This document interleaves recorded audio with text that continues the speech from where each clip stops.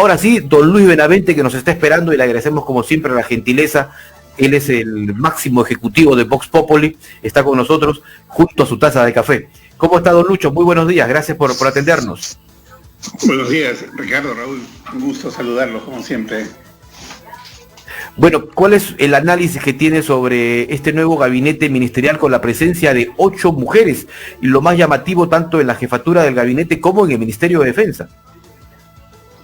Creo que es una medida acertada que haya una buena proporción de mujeres, ¿no? Sabemos que hay una factura pendiente en un país donde ha habido muchísima discriminación y aún hay bastante discriminación hacia la mujer. Creo que es algo muy acertado que ha hecho el presidente Sagasti de poner a 8 mujeres que ahora en la cancha demostrarán su capacidad. Es un gabinete, lo veo bastante fresco. Hay muy pocas figuras conocidas vinculadas a la política. Creo que Massetti es la única. Los demás son rostros frescos en la política peruana. Creo que eso es algo favorable. Ahora vamos a verlos en acción. Tienen un perfil más profesional, más técnico. Y de otro lado, creo que tiene una coyuntura muy favorable porque luego de este enfrentamiento tan fuerte que ha habido entre Ejecutivo y Legislativo, y en general al enfrentamiento político tan grande que hay en el Perú, que incluso llega a las personas, ¿no? Los peruanos estamos muy peleados entre nosotros, porque unos estaban con Vizcarra, otros contra Vizcarra, y eso no era una simple diferencia, sino que llegaba a un sentimiento bastante marcado. Creo que ahora hay una etapa de tregua, de tranquilidad, de paz que va a ser muy favorable para el gobierno de Sagasti, para el país y para la acción de este gabinete, me parece. Claro, lo que usted señala se ve reflejado en lo que acaba de señalar la Asamblea de Regionales, que ven con mucho optimismo este nuevo gabinete. Los alcaldes también están respaldando este nuevo gabinete, incluso ya la CONFIEP se ha pronunciado. Ahora, señor Benavente, el hecho que los nuevos ministros tengan experiencia de gobierno, muchos han sido viceministros, esto significa que no van a perder tiempo en conocer el sector. Ya conocen cómo se maneja la cosa pública. Sí, eso es bastante importante, ¿no? Porque el ministro que llega de afuera tiene una soledad muy grande, entra a un pequeño monstruo administrativo que no es fácil de manejar, que tiene muchas reglas de juego administrativas, mucho manejo interno, ¿no? Creo que el que haya ministros y ministras que hayan estado antes en sus respectivos sectores o en otros sectores también, el que tengan una experiencia en la gestión pública va a ser favorable. Siempre la experiencia es algo favorable, sin lugar a dudas, Raúl. Ahora, ¿cuál cree usted que debe ser la primera tarea del gabinete que encabeza Violeta Bermúdez?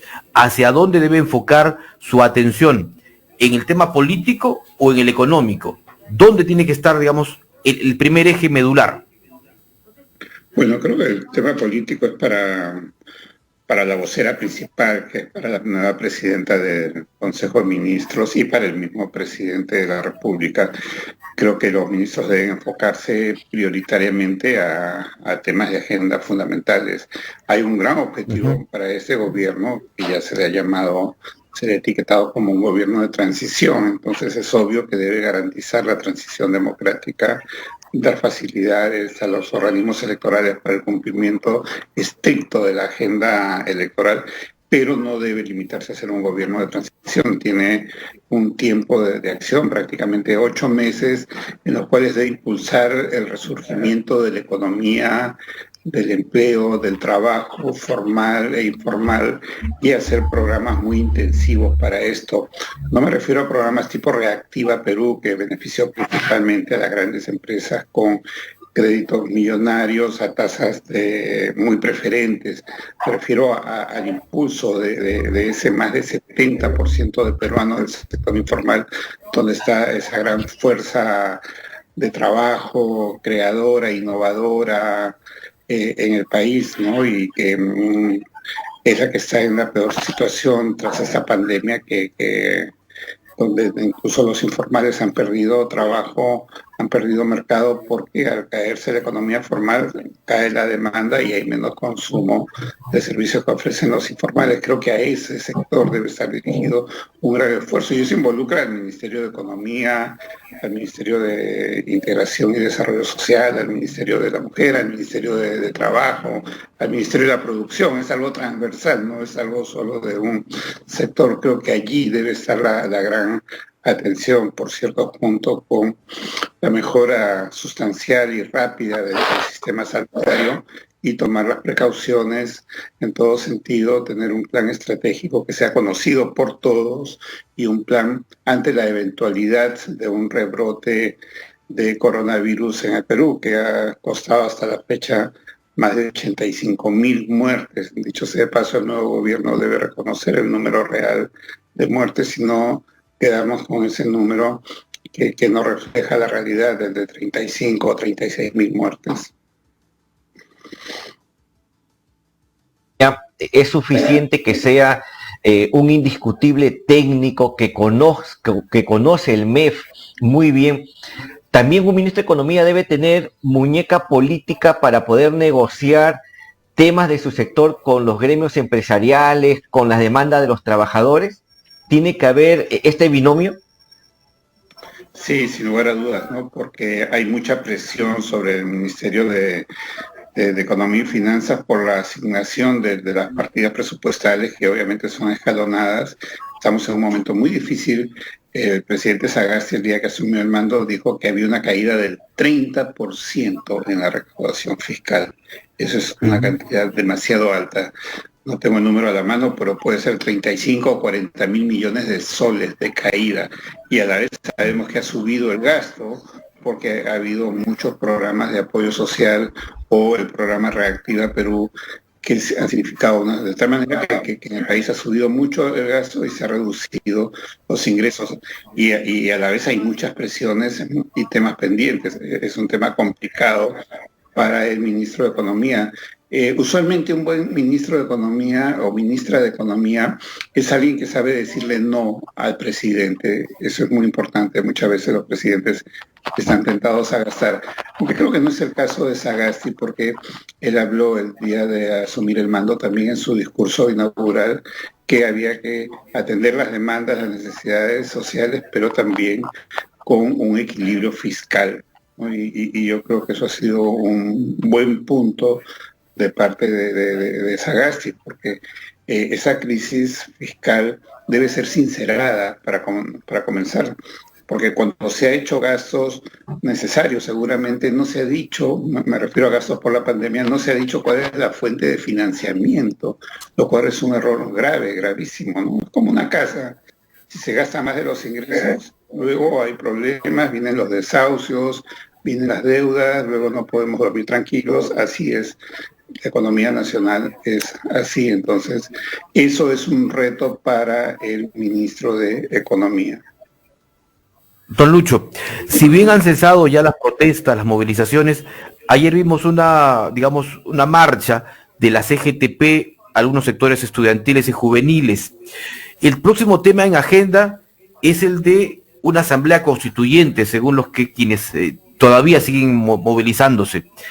¿Es viable o no? Y le pregunto esto porque además, luego de la juramentación del presidente Sagasti, cuando él baja a despedirse de los congresistas, varios con sus carteles le pedían eso, ¿no? Una asamblea constituyente.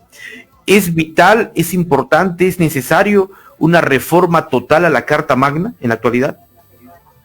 El país está en ruinas. El país requiere recomponer la economía, recomponer el sistema sanitario, hacer una reforma policial. Hay demandas políticas demasiado grandes. Yo creo que podría ser importante una nueva constitución, pero no lo veo como algo prioritario. Creo que nos apartaría de los intereses inmediatos de atención política, por un lado. Y por otro lado, el Perú tiene una cantidad increíble de constituciones, yo ya perdí la cuenta, a lo largo de sus 200 años, y la verdad que ninguna ha sido realmente útil ni cambia las cosas. Creo que si el país requiriera una nueva constitución, tendrá que esperar su momento, pero el momento no creo que sea ahora, donde hay otras prioridades. Tema electoral, señor Benavente. ¿Hay candidatos presidenciales que usted cree que han podido capitalizar, posicionar mejor su imagen a raíz de estos días convulsionados? Muchos de ellos intentaron mezclarse con los manifestantes. ¿Han logrado capitalizar a su favor estas demandas? A ver, luego de la vacancia, la actuación de las bancadas en el Congreso y de los líderes políticos que son precandidatos en ese momento ha estado casi 100% marcada por el cálculo político electoral. De manera que, por ejemplo, el retiro de confianza a Merino es cuando vieron que la calle estaba contra Merino, y a pesar que eran bancadas que habían vacado al presidente Vizcarra, lo cual allanaba el camino a Merino, luego se pronunciaron contra Merino y le jalaron la alfombra a Merino por el cálculo político electoral, porque la calle estaba de otro lado, los votantes estaban de otro lado.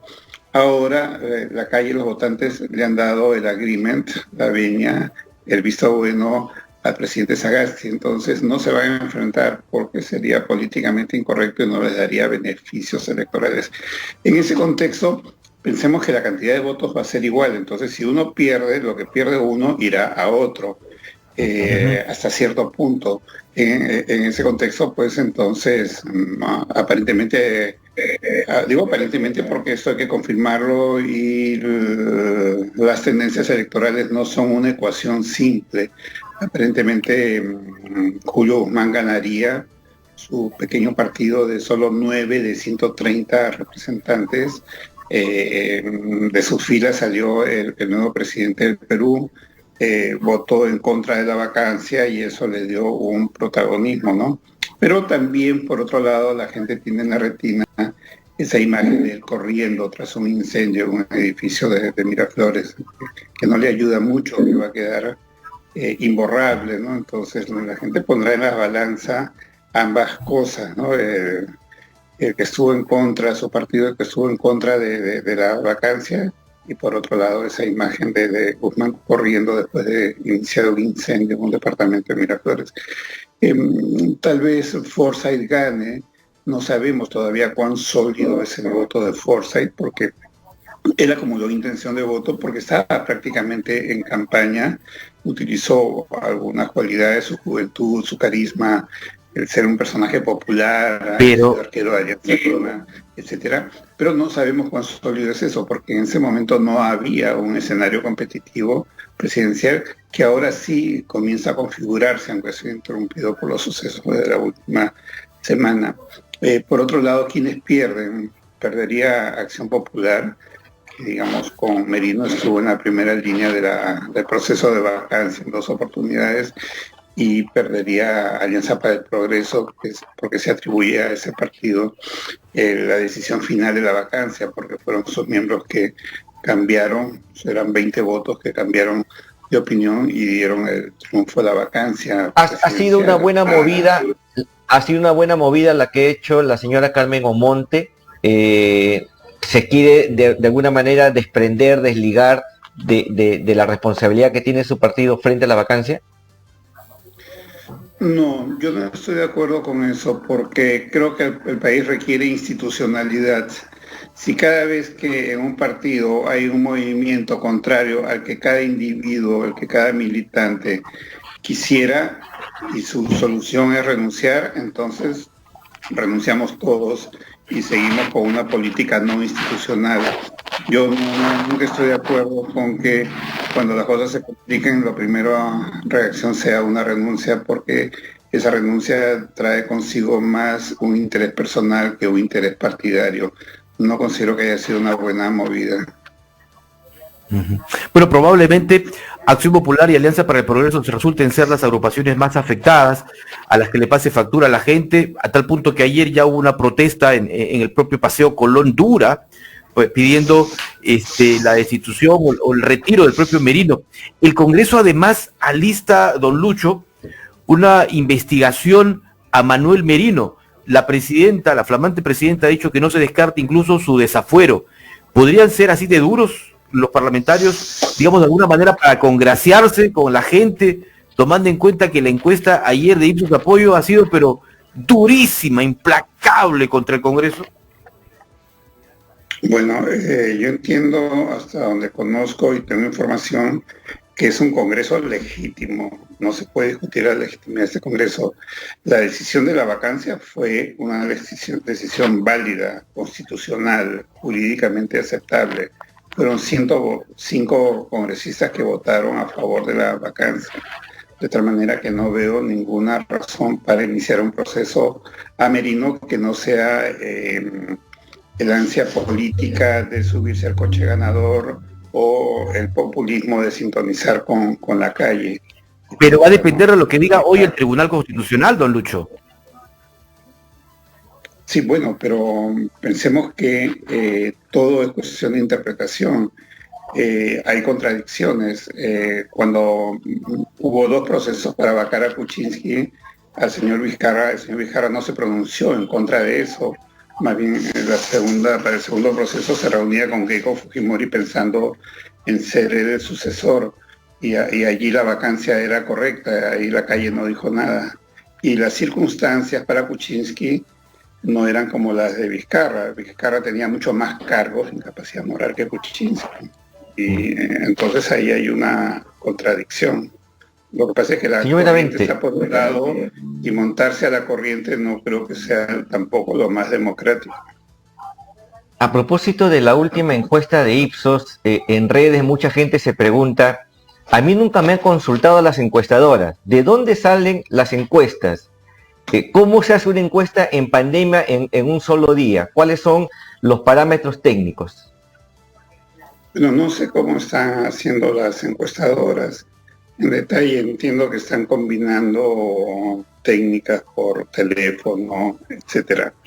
La gente siempre va a decir eso para expresar su malestar, su disconformidad.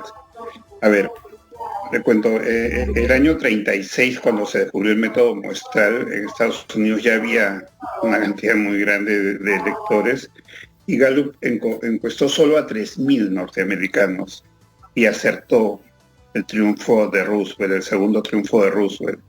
Literary Digest envió por correo regular, no por electrónico, por cierto, que no existía, el cuestionario a 2.200.000 hogares en los Estados Unidos.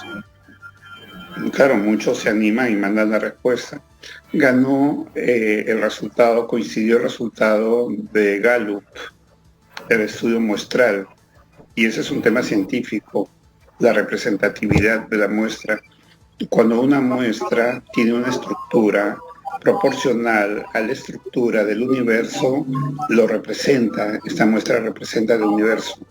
Entonces, claro, hay que segmentar por estado, por clase social, por hombres y mujeres, por urbanos y rurales, etcétera, y logramos una representatividad. Ese es el principio muestral. Mucha gente que critica las encuestas, en realidad lo que quiere es criticar los resultados de una encuesta o desconfiar de la encuestadora, y tiene derecho a hacerlo. Pero la gente que desconfía de las encuestas no sabe nada de encuestas. Entonces, yo no puedo decir, no, el psicoanálisis no sirve, si es que no lo conozco. La encuesta es un método, el psicoanálisis es un método. Yo quisiera que los que critican las encuestas se informen un poquito de la metodología muestral y después opinen y hagan referencia a la metodología muestral. En muchos años no he escuchado ninguna crítica sólida metodológica a las encuestas. Lo que se está cuestionando es otra cosa. Entonces, a eso vamos, ¿no? A un poco de seriedad en la política y no dejarnos llevar por el comentario superficial que puede ser mayoritario, pero que muchas veces no tiene sustento científico en este caso. Gracias. Muy bien. Y por lo demás, cada encuestadora que dé las explicaciones de sus resultados, por cierto. Gracias a don Luis Benavente, muchísimas gracias por este enlace, por este contacto, y que tenga un excelente día. Gracias, Ricardo, Raúl. Un gusto saludarlos como siempre. Que tengan muy buen día. Gracias. Ustedes y su público.